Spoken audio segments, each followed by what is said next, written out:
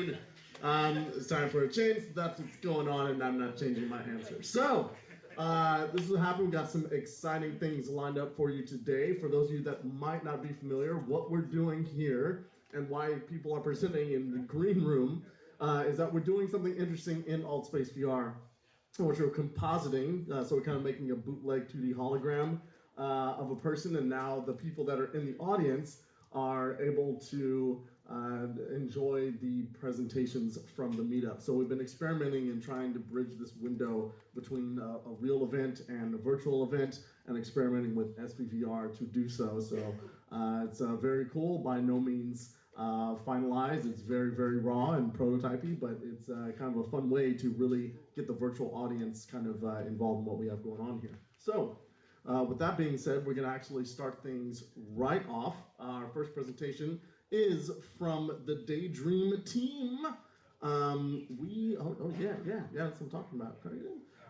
We have Kaye Mason, who is the native API lead for Google VR, and she is going to be talking about Daydreaming about VR. I'm so excited. Altspace VR just launched on Daydream, so we're all about Daydream there. So awesome. So let's give a warm welcome to Kaye as she comes on up.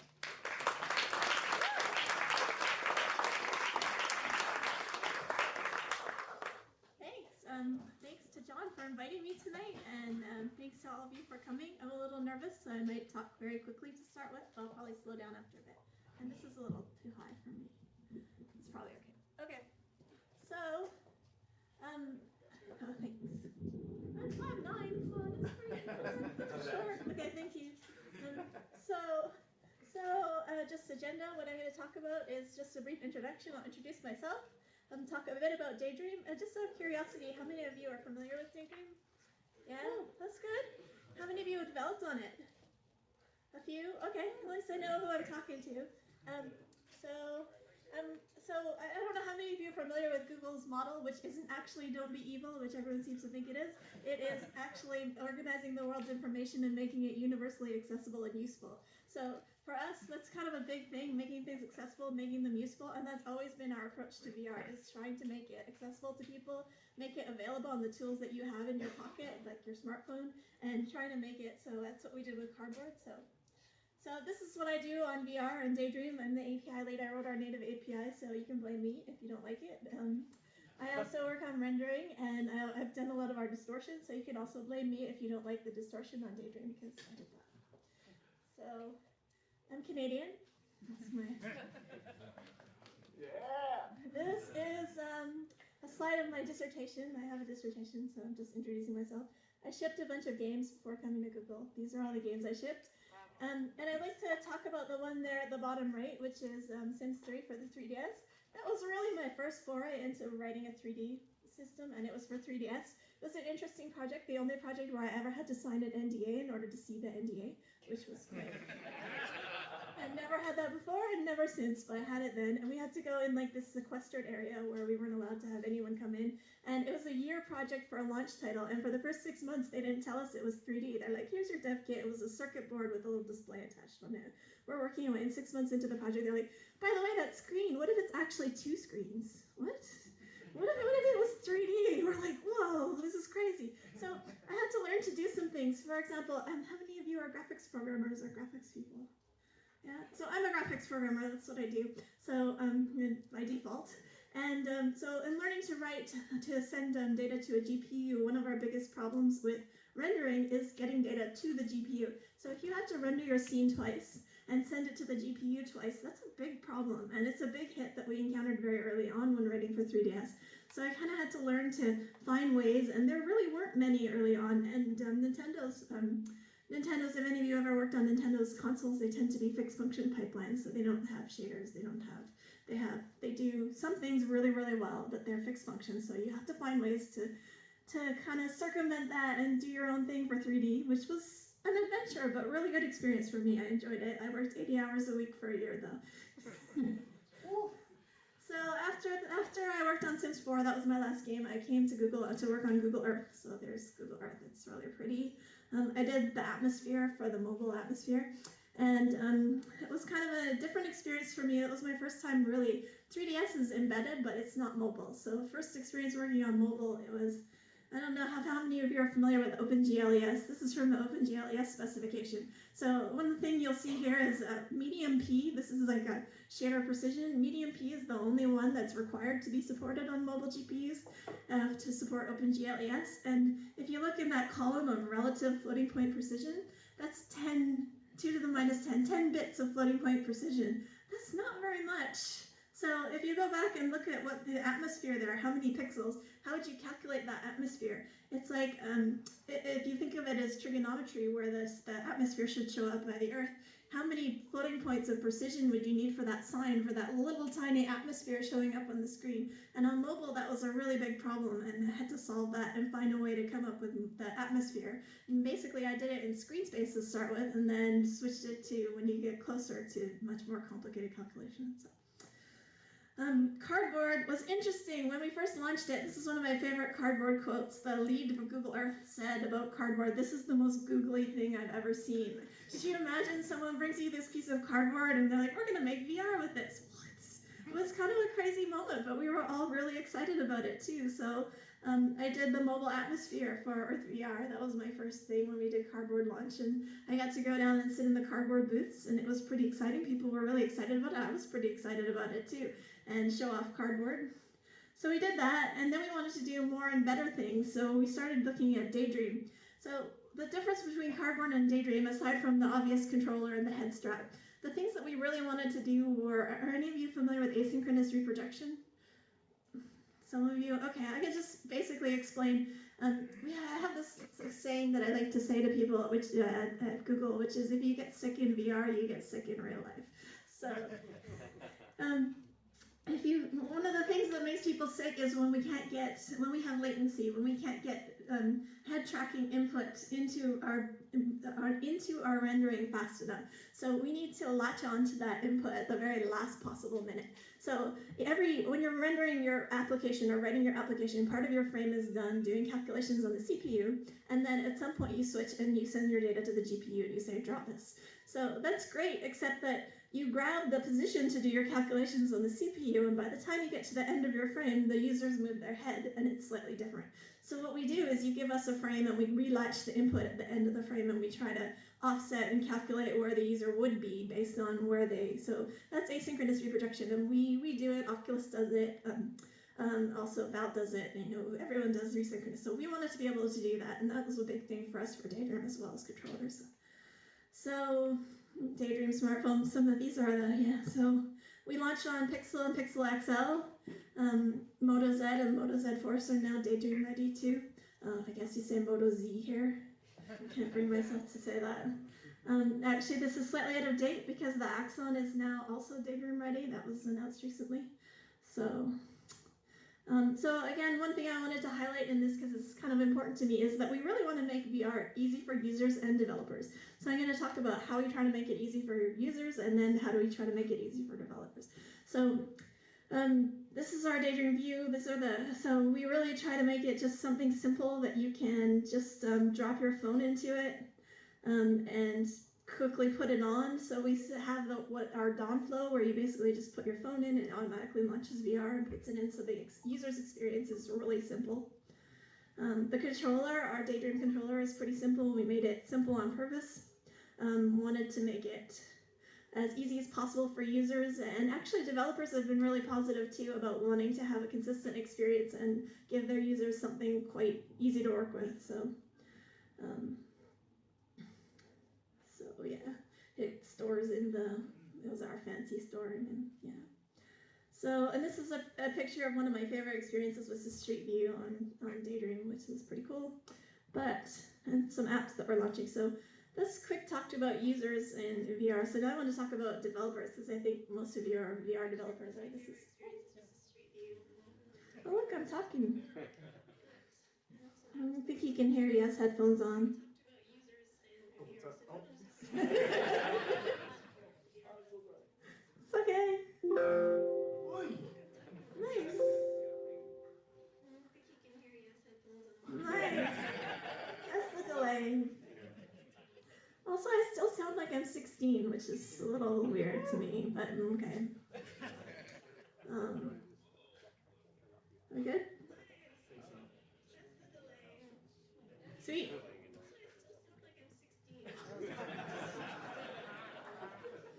Just ignore yourself. Keep going.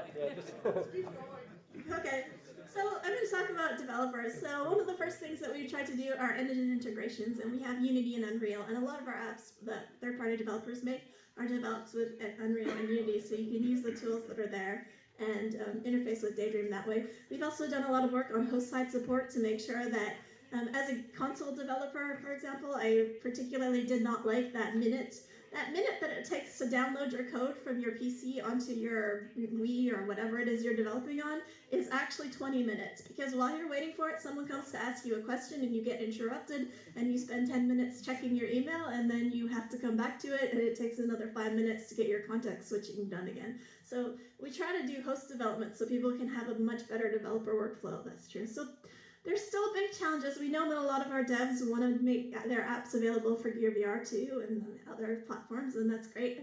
And there's a lot of big challenges in there. One of them, so I made a list of some, I'll just talk about frame scheduling. So we block.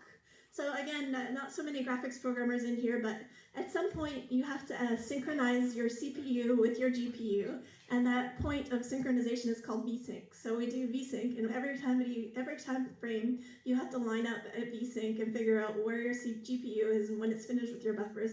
This is especially important in VR because one of the things we do for that asynchronous reproduction is we're always drawing to the front buffer. We do something that's called scanline racing. So instead of doing double buffering like most graphics applications do, we're drawing to the front buffer ahead of the scanline. So we have to stay there and we have to be precise in order to avoid tearing. And that means when we have to be really careful about frame scheduling and meeting up and knowing where we are. So everyone who does scanline racing, all the platforms that do it have to do this, and we have to be really careful about frame scheduling, and just to make developers less difficult, we all do them in different ways. So Valve blocks on input, Oculus blocks on submit, and we block on acquire. So that's like Unity and Unreal are all like, our heads, they have to implement 3 different ways of blocking mechanisms at different places, and it's not a happy situation.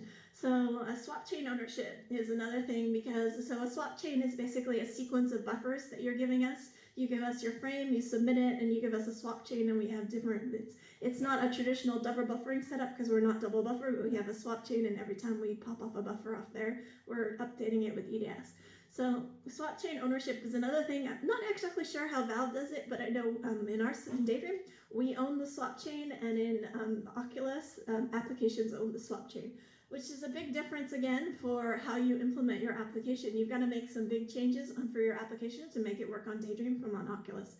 So input and security models are another thing. Not so much difference between us and Gear VR, but a big difference between us and any PC platform, because Android has a very strict security model, and we have to be really careful with user data.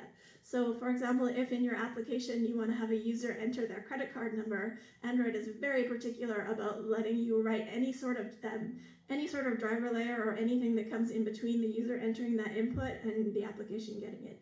And PC has a very lax security model, so they just let you do kind of anything. You can write your own driver on PC and load it up and do whatever you want with it. So that's fine, and it's a different model, but trying to integrate those is not easy. So this is, I guess, the one announcement I came to have for you today that's kind of exciting, and this isn't the announcement part. So this is we're working on with Kronos group right now, which is the group behind Vulkan and OpenGL, to work on a standard. We have Kronos has a VR initiative, and basically the idea is, if you look at this diagram here, that we have all of these platforms and all of these ways that engines and applications interact with the various platforms, and then the various platforms interact with input devices, and that causes a lot of problems for devs, and we all know it, and no one wants it that way. So we're working together to try and make that better. My announcement is I'm actually the spec editor of the standard now, so that's my exciting news as of last week. So the only other 2 things we have, if anyone is interested in more information on that, we have a GDC talk, a Kronos GDC panel, where I'm going to be up there with Oculus, and I'm going to be up there with Valve and Samsung and different groups who have interest in VR that were all involved in this Chronos effort to make a standard API to give developers a better experience than we're giving you now. Yeah, our panel is on, I think, on Tuesday, February 28th. So if you're at GDC or are interested, please drop in. And actually, also at GDC, my manager has a panel, so I figured I better say something about it. His panel is on the future of VR and mobile graphics, so if you're interested in some more forward-looking stuff, I'm not allowed to make forward-looking statements, you should come to his panel, which I think will be really interesting, and also Oculus will be there and some other groups. I think it'll be pretty cool, so that's it for my presentation.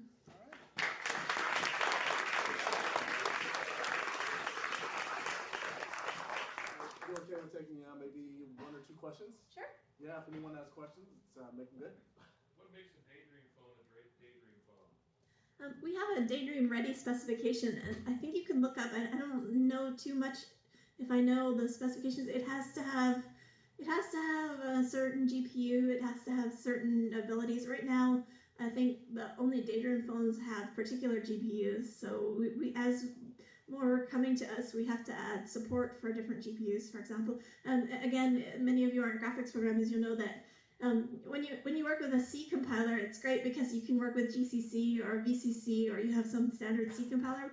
But when you're working with GLSL, every graphics card, every driver has its own implementation of the compiler, and they all have their own bugs, and they all have their own. So you have to work with. So a Daydream phone has to be able to be run with our software, basically, and it has to have the ability to run with the hardware too. There's some specifications out there, and I don't specifically know what they are. So other than knowing that we need to be able to do EDS, we need to be able to run. Thermals are another big thing, I'm sure you know, on our. So it needs to have thermals that we can handle. Yeah. As a developer, can we treat the pixel as the minimum spec? So if we get to 60 on the pixel, it will be okay for other phones? I don't know for sure. I wouldn't see. I think that seems like a reasonable assumption, but I wouldn't be able to say that's kind of a product decision. I'm just a programmer, above my pay grade.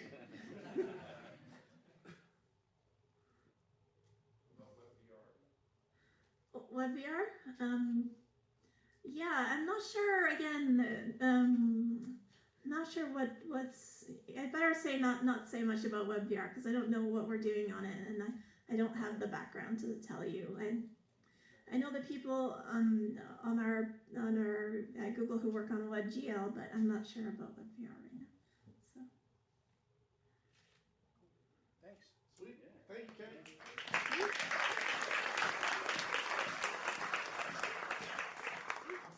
Sorry about the interruption. No problem.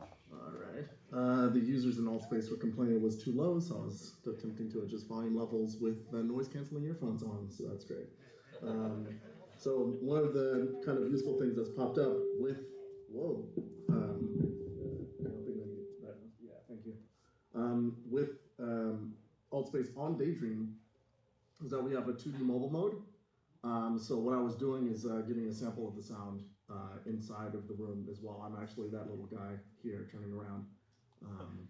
So I don't have to actually pop in the headset because of the flow of Daydream. Just plopping it into a headset actually works pretty nicely that way. So you can have a person kind of go in 2D, kind of peek in and say, like, oh, I totally want to get in, and then get fully immersed when they're ready, which is pretty sweet. And Shannon, to address your question about VR, I would put forth that Altspace VR is the place where the most web VR is being used in the world by many times over. It's not in browser web VR, but it's web content, apps loaded from the web content in the VR space, and that is also working in Daydream as well. So any of the activities or apps that you do in Daydream and Altspace are based on web content, including A-Frame and 3JS, WebGL. So. You might as well pitch next Thursday is the big WebGL meetup at GDC. Your CTO is going to speak there about the stuff you guys are doing. Yes, that's what I'm talking about. Yeah, we're excited about that stuff. Awesome. Well, I think I've filled enough time up here, so we're going to actually move on to our. Is that good, Robert? There we go. Robert's from PiMAX. They're doing 4K and 8K HMDs, which is very exciting. So let's give a warm welcome to Robert. Welcome.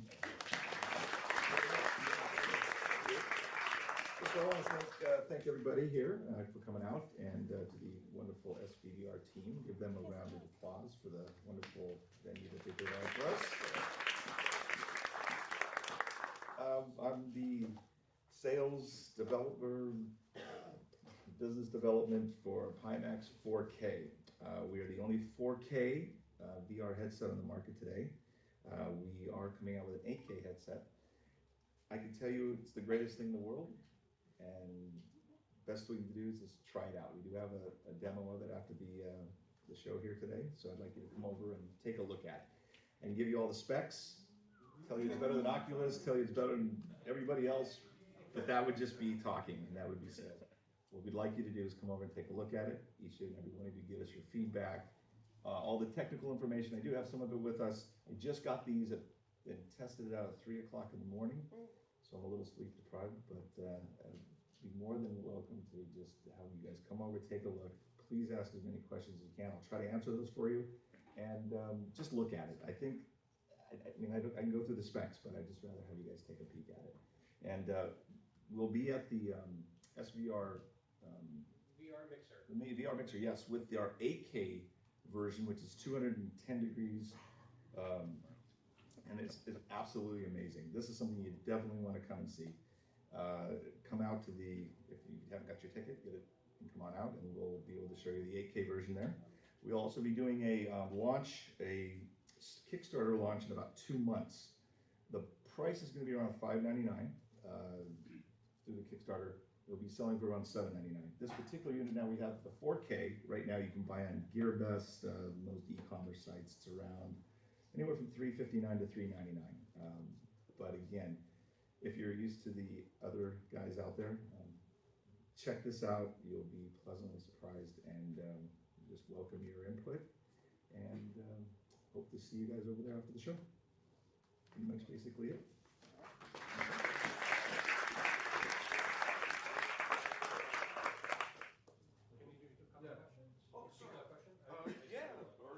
Sure. Sorry about that. Any questions? What software is compatible with your headset? We work with Steam. Yeah, definitely. We have also a thing called PiPlay. It's based on servers in China. Don't recommend it. Just like Steam, and there's too many problems with it. Don't even. And then the games are mediocre at best. To just recommend Steam. So anything on Steam? Pretty much so, yes. Also, if you're watching movies, anything like that, you can, virtually anything you want to watch on, you can. Steam is. I don't have controllers with the 4K right now, but the 8K definitely will have those with the controlling system. Yeah, that's going to be pretty amazing with that one. What's your refresh rate? 18 milliseconds. In hertz? Oh, hertz. Excuse me. It's got the it's embedded with dual gyroscopes, 1000 hertz refresh rate. What else do we have there? Customized 4K 380/40 by 2160. It has a refresh rate of 90 hertz at asynchronous mode, up to 60 hertz synchronous mode. Dual spheric high transparency lenses, anti-Blu-ray lens to block out most of the harmful rays, of course. Supports auto mist removed and auto adjust light system. Lens diameter is about 53 millimeters, not about, it is. Field of view is 110 on this. And it gives you, what we're trying to do is offer a virtual reality headset, 2 hours without giving you the feel of the motion sickness.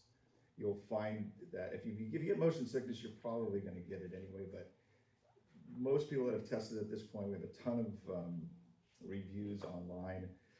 Everybody says the one thing about it is it's very comfortable. The headset's amazing. The speakers are great. The headphones are great, and you don't get that feeling of the motion sickness. That's our big thing. We want to be able to provide an experience of at least 2 hours that you can be on a virtual headset and not have an awkward feeling. So, anything else? Anybody? the name of your company again? PiMAX PiMAX. VR. I was wondering if I could just real quick get a photo. If everybody could just back up just a little bit. Right. I got to do this for the boss, you know. No, really, everybody move. No. Any other questions? What was your name again? I can't tell you that. It's just always silent. It's Bob. Yeah. It's Bob. It's Bob. Just slightly offensive. Sorry. Thanks. I was supposed to take that out. It was a joke for somebody else. Sorry about that. Any other questions? No? So with regard to user experience, which seems like a resolution versus frame rate, which one do you think is more important? Both? So why do you choose to do 8K versus 200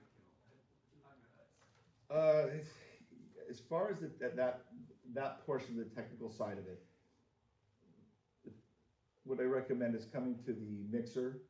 All that information will be, we don't want to give anything out until the mixer, pretty much. So if there's really not a whole lot of information out there on it right now. So we'd like you to come to there and actually see, and we'll have more information for you at the mixer. Is that okay? Or you can come and see me and I'll get you some information before them if you really want it. Info on that, it's no problem. Anybody else?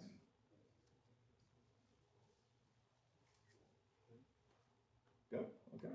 Thanks, Bob. All right, hey, thanks. Thank you.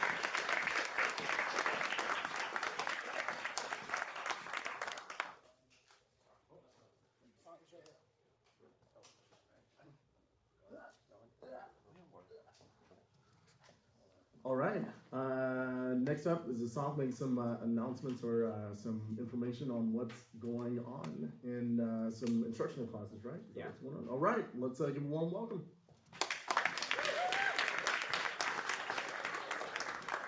Hey everyone, how are you guys doing tonight?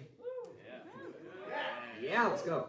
So, super excited to be here today, and I'm Vasant, and online I go by the name of FuseMan. So we do a lot of intro to VR development videos online. So we do live streams every week, and we have videos that happen every other week as well.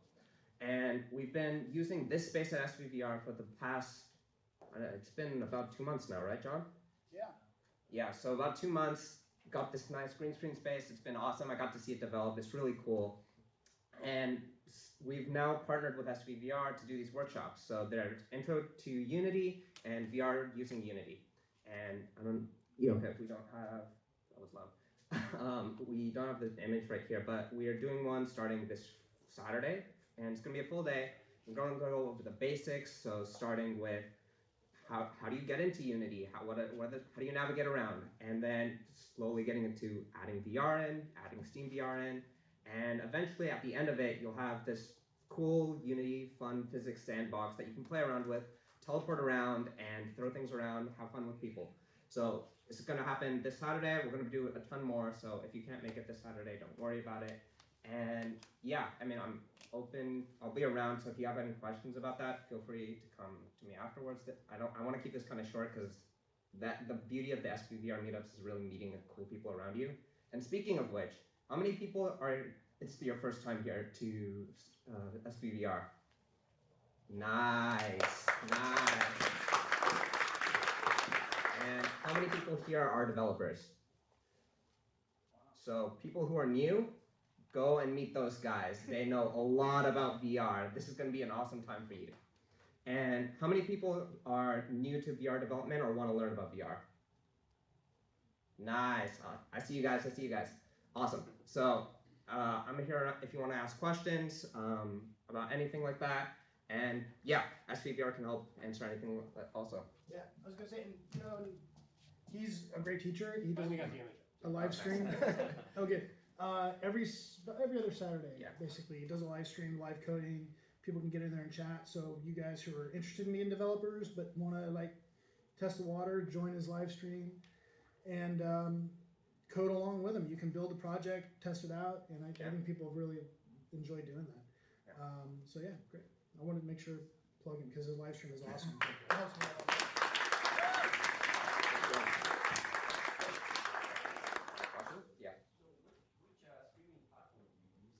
YouTube. Yeah. Yep. You use a whole 360 video feature? I have done a couple 360 videos, but not like live tutorials. It might happen. I wouldn't put it past me. Anything else? Yep. YouTube Live, is that only restricted for like you have a lot of subscribers right now? It's I started my first main video was live video. Yeah.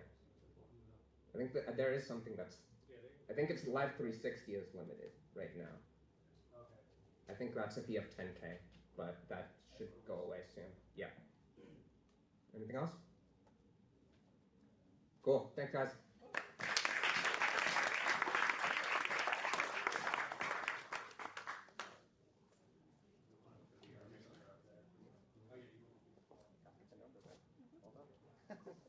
All right, sweet. I think it's time for community announcements, yeah? Yeah. Sweet, so if, Run that, or- Yeah, I'll do the first one. How about that? awesome, excellent. And then you- Yeah, If anybody has community announcements, like come up over here. We're gonna keep them super short. yep, line up on that side, keep them brief, gather your thoughts while you're waiting on that side, and we'll start with an announcement from our very own Carl Kranz. All right, hello. All right, I want to tell you all, if you haven't seen the VR Mixer, this is our 4th annual event. We've done this with SVVR every year. It's awesome. It's as you can see from the photos. I'm just going to scroll down the webpage because the pictures are friggin' cool. The venue is amazing. It's this like super futuristic club called Temple. Here you can see all these people having good times. You can see a little Bruce in there. Everyone trying VR and having good times. This is like years of photos. It's just an awesome event. It's Wednesday during GDC. It's like a block away. It's yeah, please be there. We have no sponsors. It's an unsponsored event. It's $30 to get in, so it's not too much, not breaking the bank, but totally worth it. You're gonna love it. We have in the past had Shuei from Sony and all sorts of crazy people are there. Yeah, you never know who you're going to see there. It's a lot of fun, and we have the demo dungeon in the basement, and we fill it up with demos from people, you know, basically all over the world. People doing indie VR demos, as many as we can possibly jam in there. We are having a live performance from Android Jones and someone Blue Tech, and we are also doing every Wednesday right here in this space. You can join in VR. The Altspace guys do a party called Echo Space, and it's a dance party, and the actual DJ gets set up here every week, and they do this dance party in Altspace. We're actually going to do one live from the party in the basement as well, so there's going to be an Echo Space happening at the same time. It's just going to be a ton of fun, so please show up. vrmixer.com. And I will also mention the conference because we're about 1 month away. My life right now is accepting and reviewing speaker submissions. We have hundreds of submissions. It's insane. I'm going crazy. I haven't slept in weeks, but it's a lot of fun. The conference is going to be awesome. We just announced our keynote speakers, Nani De La Peña, who spoke at the very first SVVR, and she is just awesome. She's the godmother of VR, and she deserves that title. Tony Parisi, who many of us know, who is head of VR and AR at Unity now, although he's been in the scene for years here, decades actually. And Kent Bai, who is awesome. If you don't know about the Voices of VR podcast, it is the best, most high quality, consistent VR podcast. Kent Bai, Voices of VR. Those are our 3 keynotes so far. Also, a number of really smart people in this room are actually speaking as well. Who's speaking? Yeah, there we go. We've got at least three speakers in the room. Yeah, it's just going to be a lot of fun. So please, that's vrexpo.com. That's SVVR 2017, our 4th conference. Yeah. We're still looking for startups or startup tables. Yes, So we have a lot of startup tables still available. Deal for startups. Yeah, our goal, like it is every year, and we've achieved this goal every year, is to be the most VR companies in one place, anywhere in the world, and we've been able to hold on to that for years, and we want to hit it again. So our goal is to get over 150, 200 companies there in one place. It'll be the best VR expo floor in the world. So vrexpo.com. So if you have a startup and you're thinking, oh, I'm not sure if I'm ready to go to a show, come talk to me and I'll convince you that you should. All right, who's next? Hello everyone, I am Liv, also Miss Livy Rose on Twitter. I tweet too much about VR, and I'm a product manager over at High Fidelity, which is an open source distributed social VR platform, and we are hiring. C++ engineers, a couple of product managers, and we also have a number of contract jobs that are available of varying sizes, from very small avatar creating jobs to bigger contributions to the platform, which you can check out at our site, worklist.net, and then the job site on our site at highfidelity.com. Thank you. Great meetup. As always. Hi. Okay, hey, my name is Dave, and I'm with GeoPogo. How many people have seen us demo before at SVVR? Okay, well, we've upped our demos. We just did 2 days of demos at Developer Week.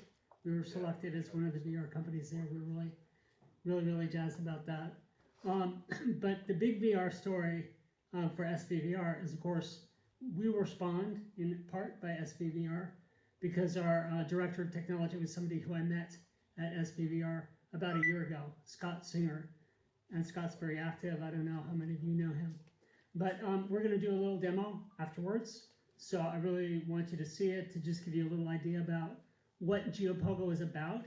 GeoPogo is about bringing together the access of Google Earth with the action and the immersiveness of Grand Theft Auto so that you can go any place you want in the world, anytime, and do stuff. So you can buy things, you can go to the museum and see what was on the wall a year ago or what might be on the wall a year from now. You can see parts of the collection that aren't there because they're in storage. So separating the container from the contents and making it customized to the visitor. That's what we're about. Thank you.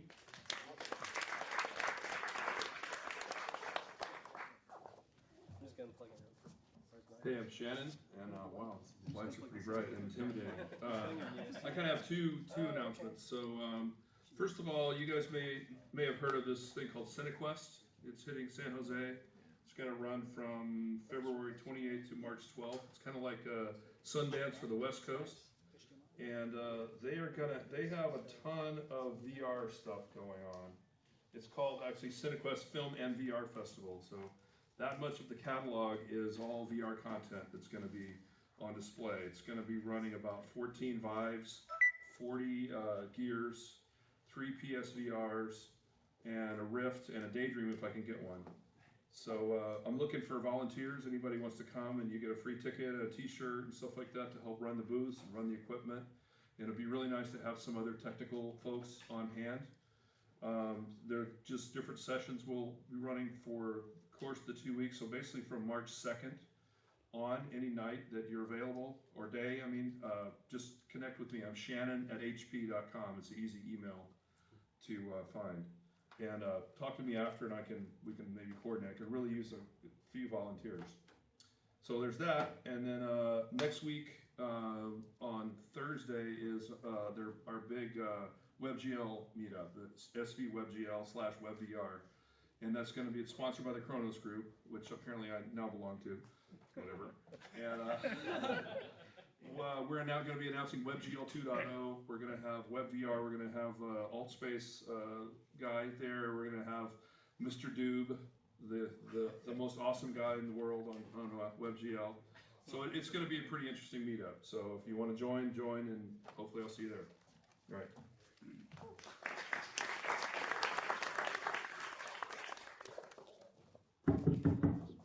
What's up, ladies and gentlemen? Actually, can I use this guy? That's cool. Hello, what's up, SVVR? Do we got anything going? It should show up over here somewhere. So I'm Russell. I'm VP of Software Experience at Influx. This is our 9th straight SVVR. Usually Mickey Ferry's here. You know, this curly hair, he usually powers up his pants. Pulls out a little cell phone demo. We're with Influx. We make motion capture clothing. So I've got tiny sensors all through my shirt and pants right here. We have a new SDK coming out, actually, since last week, that I'm really psyched about because I helped write. Jordan helped write over here. So we're just going to show out real quick what you can do with it. I can still light. There you go.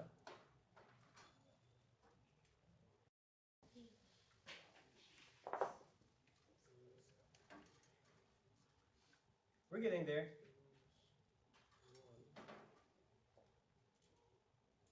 There you go. Voila. So let's see. I got my pants on.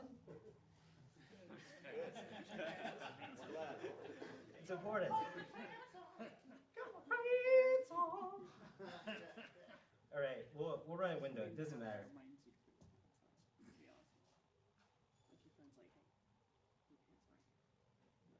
Okay, so it's starting up. Like I said, Mickey's not here, but in spirit, you can see him there, little curly guy. I'm actually Mickey in spirit right now. This is our new SDK, so whoa, I'm really good at this. These are both over Bluetooth. This is real time. This is me moving right here. We can switch characters. We can get really big characters. We can get really tiny, small characters. Really tiny, small monsters. And we'll just pretend it was like this the whole time. I don't know what Altspace can see, but...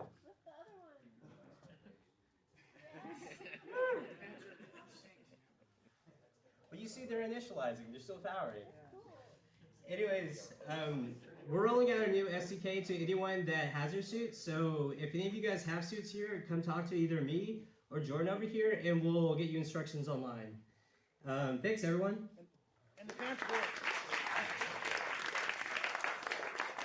I'll power on my pants for anyone that wants to see it afterward.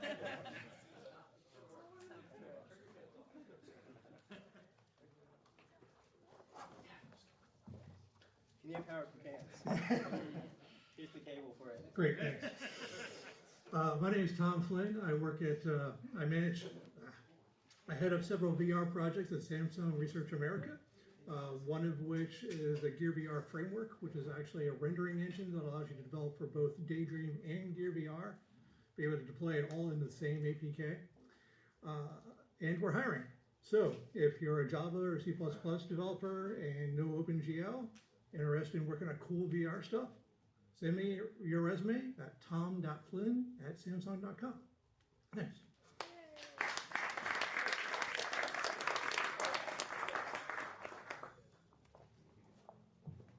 Hello guys, my name is Avery Beddoes.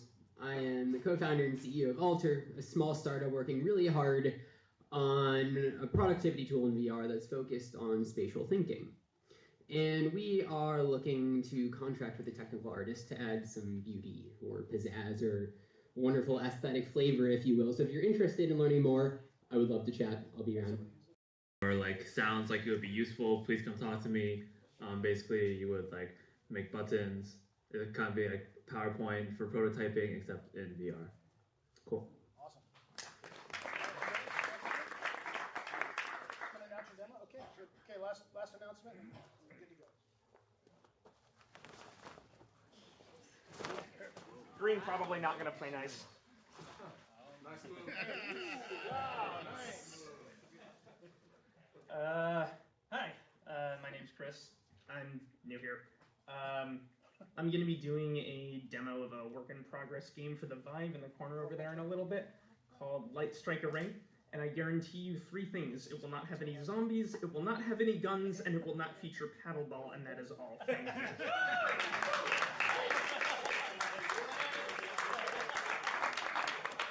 This is really the last one. Hi, I'm Amy. I'm Dennis's teammate. The thing doesn't exist yet. We have questions. We're building it. Come if you're helpful.